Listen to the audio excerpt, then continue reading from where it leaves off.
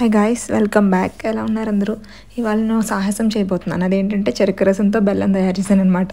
So అది output ఎలా వచ్చింది, అసలు చేయొచ్చో లేదో తెలియాలంటే వీడియో ఎండ్ వరకు స్కిప్ చేయకుండా చూడండి. Let's go.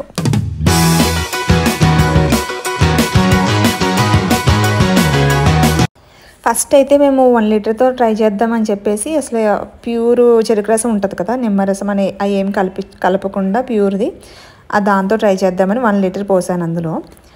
అసలు ఈ థాట్ ఎందుకు వచ్చిందంటే ఇప్పుడు మ్యాక్సిమం బెల్లంలో పంచదార కలపకుండా ఉండదు, ఇంకా ఏమిటి కలుపుతూనే ఉంటారు.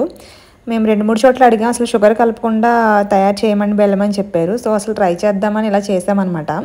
సో నాకు లాస్ట్కి ఎలా వచ్చిందంటే అది బెల్లం కాదు, ముద్రపాకంలో అయ్యింది.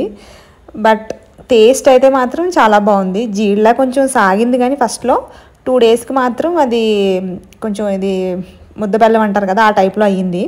చాలా బాగుంది. ఎందుకంటే మనం ఎక్కువ బెల్లంతో చాలా చేసుకుంటాము, ఎక్కువ అయితే పాలల్లో వేసుకుంటాము. సో న్యాచురల్గా మనకి హెల్తీగా ఫ్రెష్ ఇది కావాలంటే మనం ఇలా ట్రై చేసుకోవచ్చు.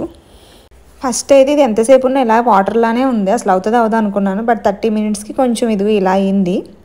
మన దగ్గరుండి కలపన అవసరం లేదు, మూత పెట్టేసి హై ఫ్లేమ్లో ఉంచితే సరిపోతుంది. పొంగలేదు. 45 మినిట్స్కి అయితే ఎగ్జాక్ట్గా ఇలా అయిందనమాట. ఇంక ఇప్పుడు మూత తీసేసి మనం కలుపుతూ ఉండాలి, కొంచెం కలిపితే అలా దగ్గరికి అవుతుంది. ఇదిగో 1 అవర్కి ఫైనల్గా 1 అవర్కి ఇలా రెడీ అయింది. సో ఇంకా మనం టెస్ట్ చేసుకోవచ్చు. ఇప్పుడు మామూలుగా ఏమైనా స్వీట్స్ చేసినప్పుడు వాటర్లో వేసుకుంటాం కదా, ఇలా ముద్దలా అవుతుంది. సో ఇలా అయితే ఇంక అయిపోయినట్టే. సో ఇంక స్టవ్ ఆఫ్ చేసేసుకుని దీన్ని ఏదైనా స్టీల్ బాక్స్లో కొంచెం నెయ్యి అప్లై చేసి మీరు వేసేసుకుంటే సరిపోతుంది.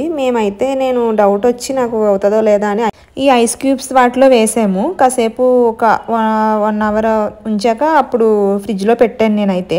బట్ ఫ్రిడ్జ్లో పెట్టకపోయినా సరే ఇది మీకు గట్టిగా అయింది. ఇది ఇలా 1 అవర్కి ఇలా ముట్టుకుంటే ఇలా గట్టిగా అయిందనమాట. ఫ్రిడ్జ్లో పెడితే మాత్రం అది తీసినప్పుడు చాలా ఇబ్బంది అయింది నాకు తీయడానికి. సో ఇలా కాకుండా మీరు ఏదైనా స్టీల్ డబ్బాలో వేస్తే బెటర్, అది నా ఒపీనియను. సో ఇదిగో ఫైనల్గా ఇలా మరుగుతున్న పాలలో కాకుండా పాలు కట్టేసుకున్నాక మనం గ్లాస్లో పోసుకుని తిరగబోసుకుంటే కరిగిపోయింది. టేస్ట్ అయితే మాత్రం చాలా చాలా బాగుంది. సో ఇది నేను చేసిన ప్రయోగం. మీకు ట్రై చేయాలనిపిస్తే ఖచ్చితంగా ట్రై చేయొచ్చు. మీకు ఎలా అనిపించిందో కామెంట్ చేయండి, నచ్చితే లైక్ చేయండి అండ్ సబ్స్క్రైబ్ చేయడం మాత్రం మర్చిపోకండి. Thank you.